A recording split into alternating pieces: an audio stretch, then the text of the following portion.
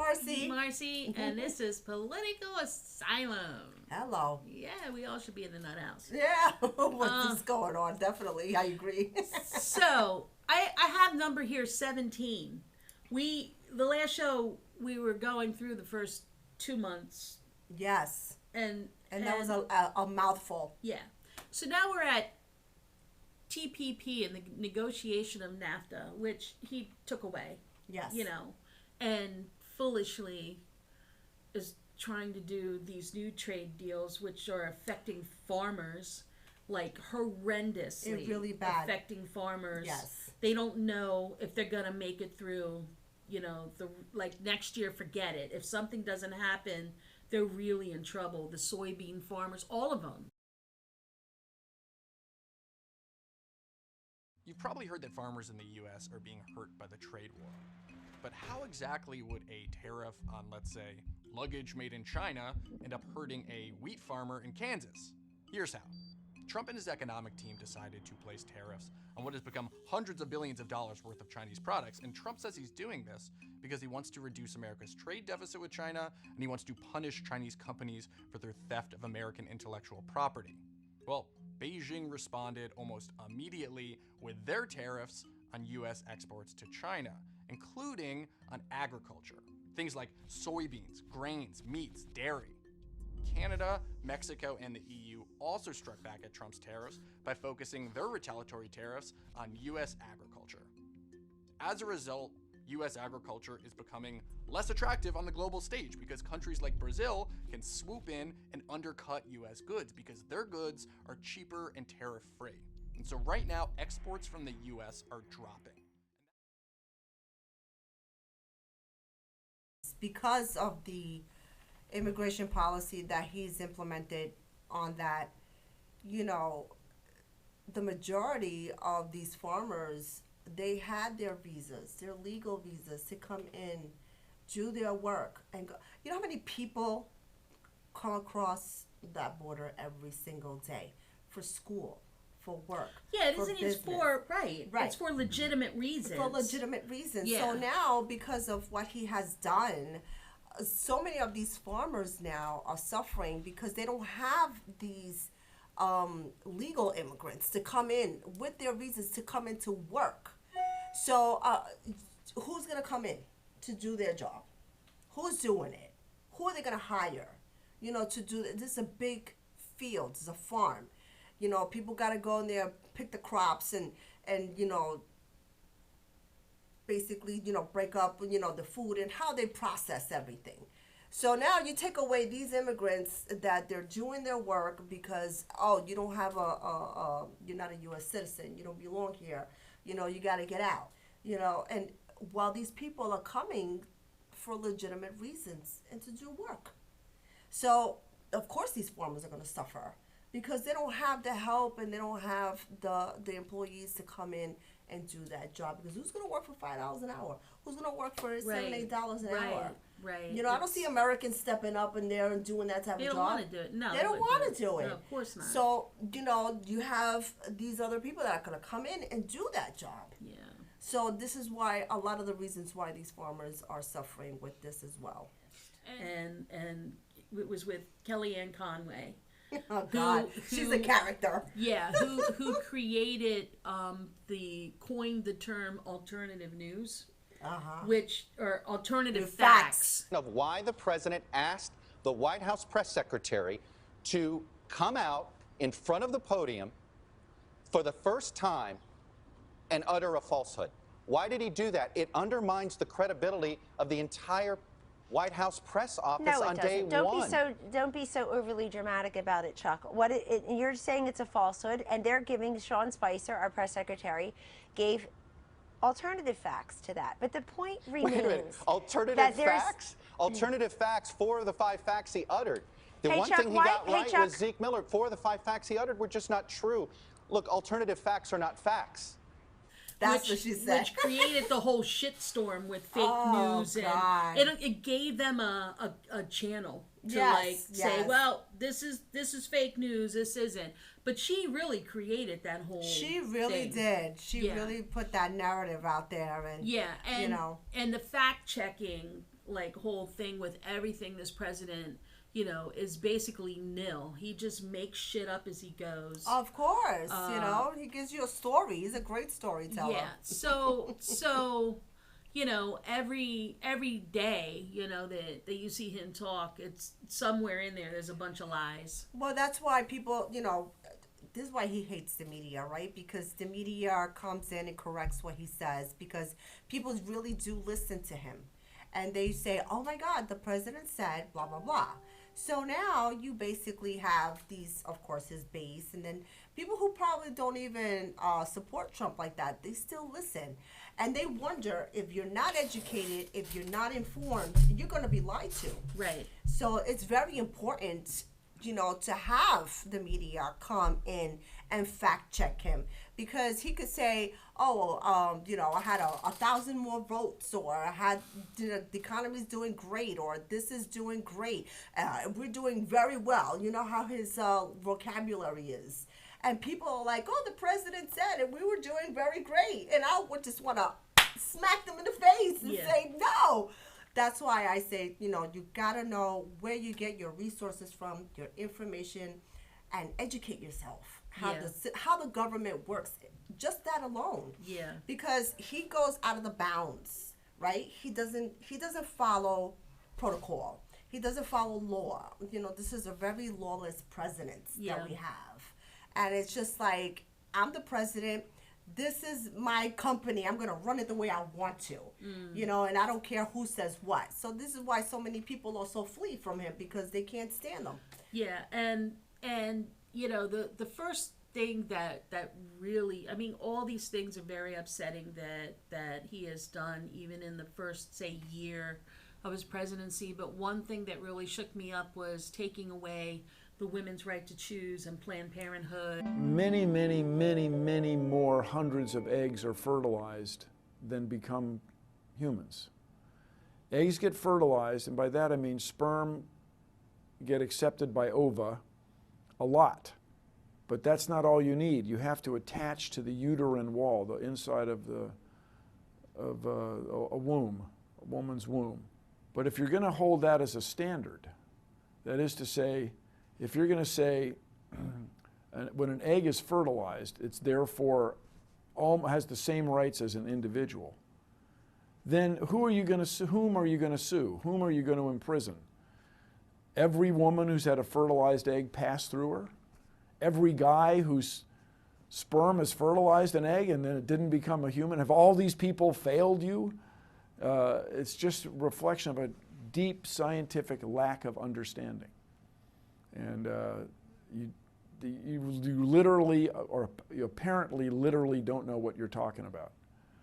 And so when it comes to women's rights with respect to their reproduction, I think you should leave it to women. This is horrible. Horrible. You know, money that goes, and it's devastating, not only to our country, but to third world countries that rely on Planned Parenthood's money, definitely, to help them with preventative, you know, stuff like, you know, pregnancies, you know, being on the pill, that kind you know, of thing. all that contraception and just care screenings, you know, ovary, you know, cancer, cervical, you know, everything that has to do with a woman.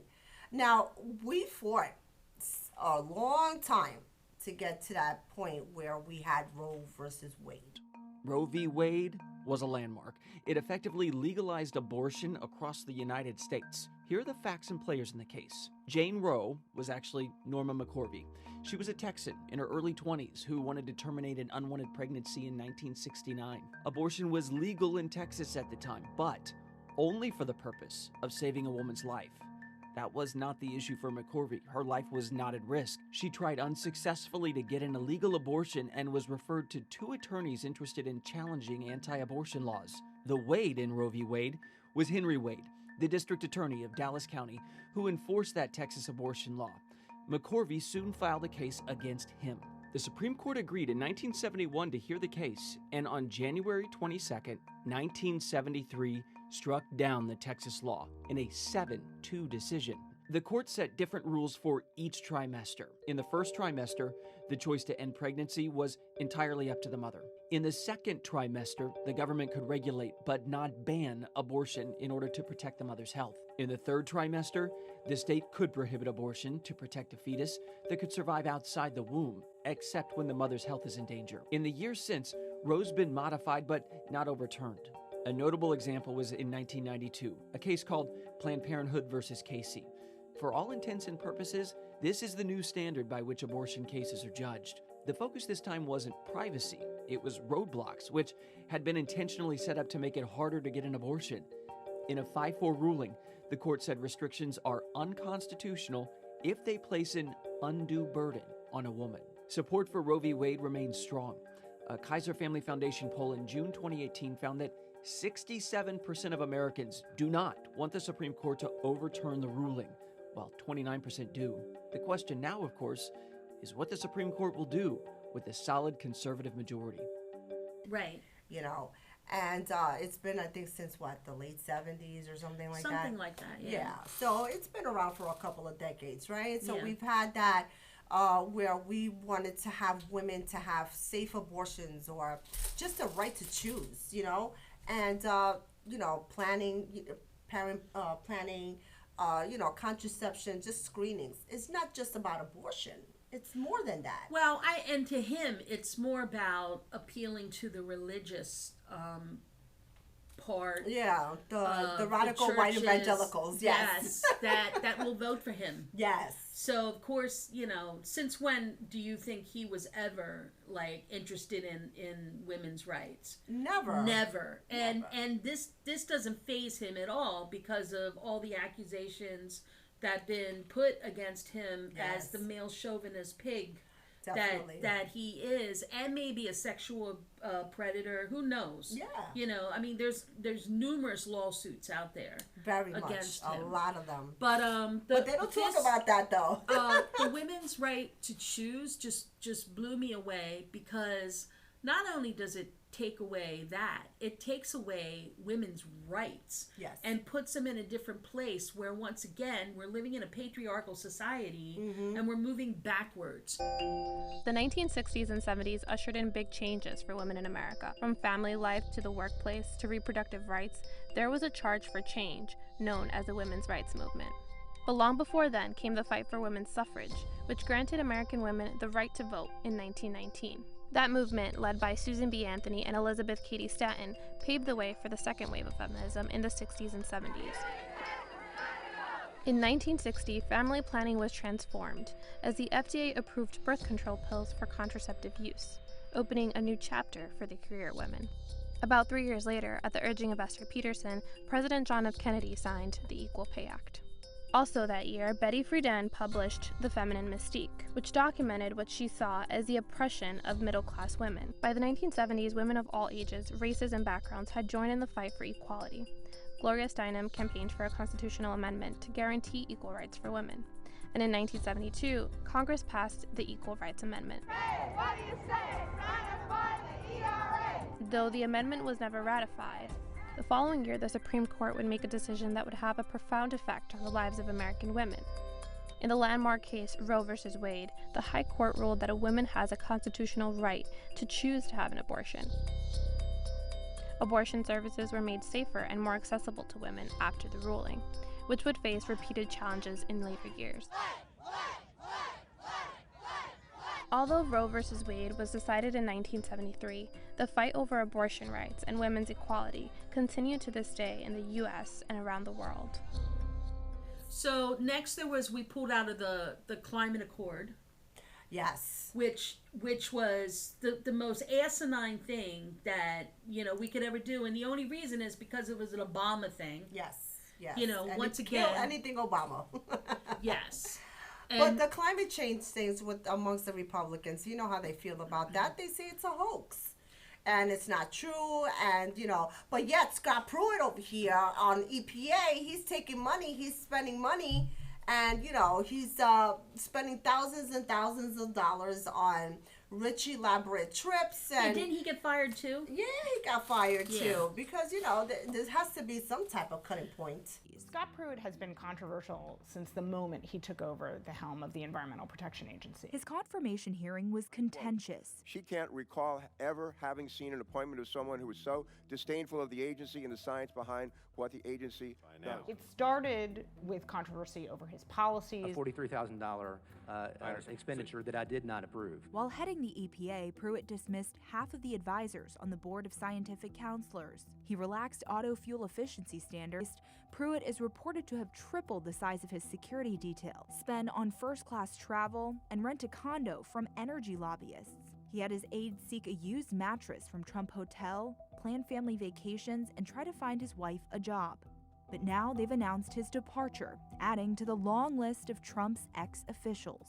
Yeah, and just so you know about climate change, Trump recently, I want to say like 2 months ago, there was a big thing with the Department of Agriculture and the scientists working in that department. He gave them an alternative, either to move to Kansas and have your office there, or don't work for the Department of Agriculture. And these were scientists that are working on like the honeybee studies, you know, all the things that have to do with climate change. But that was a waste of money for them. Oh, forget about it. Just got rid of it. Yeah.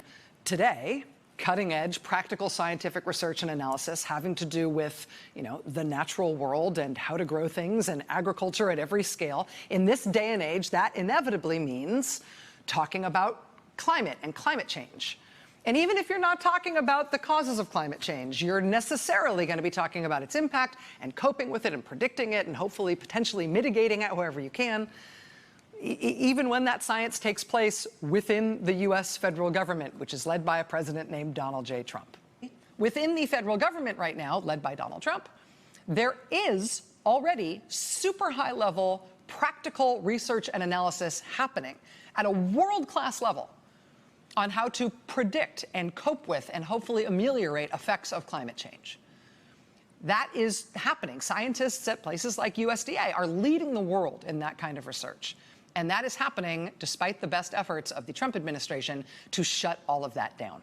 In April of last year, for example, USDA scientists looked at certain prairie grasses that are important for grazing cattle.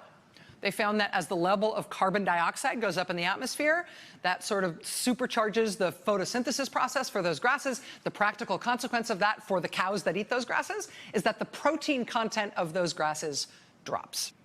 2017, super practical findings for farmers dealing with nutrient runoff and other agricultural pollution, particularly in the Mississippi Delta, as a consequence of climate change. USDA scientists study how farmers can make relatively simple, very practical choices that can have a big impact on that. Things like not rototilling their soil and planting cover crops. USDA scientists quantifying the kind of effect steps like that can have as farmers are dealing with increased pollution and runoff problems.